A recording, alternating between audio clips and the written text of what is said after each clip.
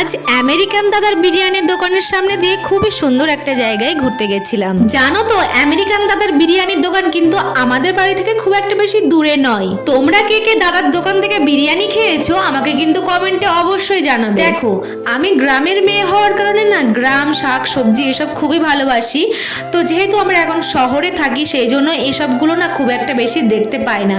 তো আমার হাজবেন্ড তার বন্ধুকে অনেকদিন আগেই বলেছিল যে এরকম একটা লোকেশনের জন্য, তো ওর বন্ধুই কিন্তু এই ঠিকানাটা আমাদেরকে দিয়েছে। তো আজকে আমি আর আমার হাজবেন্ড আর ওর বন্ধু আমরা তিনজন মিলে ঘুরতে এসেছি। এখন দেখো আমি যে ফুলটা ছিললাম সেটাই কিন্তু আমার হাজবেন্ড আমার কানে গুজে দিল।